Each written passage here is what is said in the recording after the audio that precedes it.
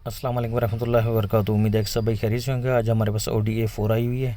इस गाड़ी के अंदर इशू ये है कि हमारे कस्टमर ने जब गाड़ी परचेज़ किया तो उसके एयर बैग जो है ना वो ब्लास्ट हुए हुए थे। एयर बैग जो है ना उसके फटे हुए थे। तो उन्होंने इसके जो दूसरे एयर बैग हैं, स्पेशली डैशबोर्ड वाला और स्टीयरिंग वाला और घुटने वाला, ये 3 एयर बैग इनके ख़राब थे। ये इन्होंने परचेज़ करके लेके आए हैं हमारे पास। इसके एयर बैग ये हमने रिप्लेस करने हैं।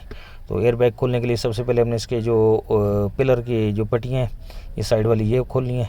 तो इसके अंदर भी स्टार वाले पेज लगे होते हैं और उसके तकरीबन ज़्यादातर डैशबोर्ड में जो ना स्टार एलकी वाले पेज लगे होते हैं। और इसके जो डैग है उसका और बाकी जो पैनल वगैरह लगे हुए हैं उनके लिए स्पेशल एक टूल होता है, वो हम लोग यूज़ करते हैं इसको खोलने के लिए। तो ये हम इसके नीचे वाले कवर खोलिए। कवर खोलने के बाद उसके बाद ये स्टीयरिंग के कवर हैं, ये भी हम खोलेंगे।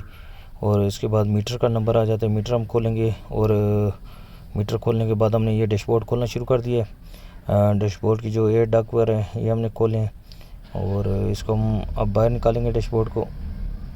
डैशबोर्ड बाहर निकालने के बाद हम जो दूसरा डैशबोर्ड है उसको चेक करेंगे। उसके अंदर भी एयर बैग वगैरह जो सामान है वो सारा लगा हुआ होना चाहिए। तो कस्टमर ने वैसे तो जिससे परचेज़ किया उसने वीडियो वगैरह बना के भेजी थी हमें, ये सामान सारा इसके अंदर लगा हुआ है, लेकिन फिर भी हम इसकी तसल्ली करेंगे। तो ये देख लें, इसका बोनट वाला हिस्सा है। और दूसरी तरफ से हम इसका डैशबोर्ड जो है ना, जो इसका एयर बैग ब्लास्ट हुआ है, ये हम बाहर निकाल रहे हैं। बाहर निकालने के बाद हम इसमें जो नया डैशबोर्ड आया है वो फिटिंग करेंगे।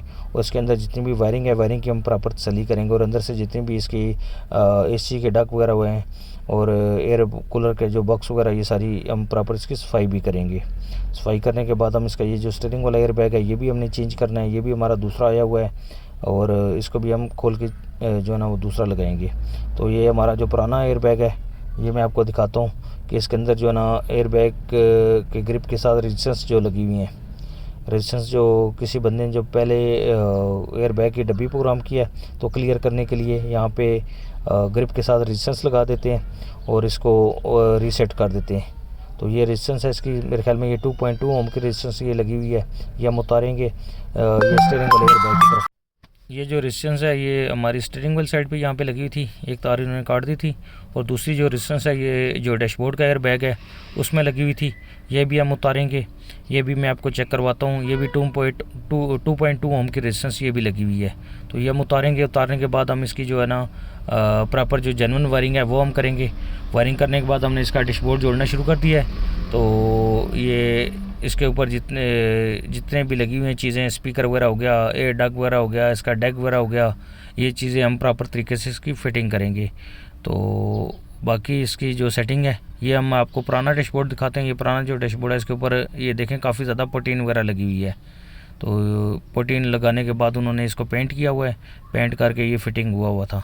तो हमें माशाल्लाह बहुत खूबसूरत और साफ़ सुथरा डैशबोर्ड दूसरा मिल गया था, वो हम फिटिंग कर रहे हैं। तो इंशाल्लाह इसकी प्रॉपर फिटिंग करके फिर इसकी टेस्ट ड्राइव लेंगे और इंशाल्लाह उम्मीद है कि ये गाड़ी हमारी क्लियर हो जाएगी। तो ये इसके स्पीकर वगैरह जो ऊपर लगा है वो हमने लगा दिया है। ये मीटर लगाने के बाद ये नीचे इसके जो कवर हैं वो हम फिटिंग कर रहे हैं। कवर फिटिंग करने के बाद ये इसके जो नीचे वाले कवर हैं ये हम प्रॉपर इसके बिठाएंगे। और प्रॉपर इसकी बड़ी आपने एहतियात करनी है। इसके जो पिन्ने वगैरह और लॉक वगैरह बने होते हैं वो बहुत नाजुक होते हैं, ये अक्सर टूट भी जाते हैं। तो इसमें बड़ा आपने एहतियात करनी है। और इसके बाद हम ये जो स्टीयरिंग वाले कवर हैं ये भी इसके फिटिंग करेंगे। और ये साइड से जो हमने पट्टियाँ वगैरह उतारी थी पिलर की ये भी हम लगाएंगे। और इसके बाद गियर लीवर और जो कंसोल का हिस्सा है वो भी हम फिटिंग करेंगे। और इसकी कोशिश आपने यही करनी है, जो चीज़ जैसे खोलते हैं वैसे ही फिटिंग किया करें। इसमें बहुत ज़्यादा एहतियात आपको करनी पड़ती है और इसके प्रॉपर जो टूल है ना आपने वो यूज़ करने हैं। अगर आपके पास प्रॉपर टूल नहीं है तो ये आपकी गाड़ी प्रॉपर फिट भी नहीं होगी। तो अल्हम्दुलिल्लाह पाक की ज़ात ने करम किया, ये गाड़ी हमारी फिटिंग होगी। हम अब इसकी टेस्ट ड्राइव ले रहे हैं। तो इसके अंदर हमारी जो लाइट आ रही है वो टायर प्रेशर की लाइट आ रही है, वो भी इंशाल्लाह क्लियर हो जाएगी। वो टायरों की हवा जो है ना वो मैंने बराबर करानी है। तो अल्लाह पाक की ज़ात ने करम किया, हमने जिस तरह ये इसकी सारी चीज़ें खोली थी वो प्रॉपर हमने फिटिंग कर ली। जैसे ये गियर लीवर वगैरह हो गया, ये आपका कंसोल वगैरह हो गया, ये डैग और मीटर वगैरह, ये सारी चीज़ें प्रॉपर अपनी जगह पे फ़िट हो गई हैं अल्हम्दुलिल्लाह।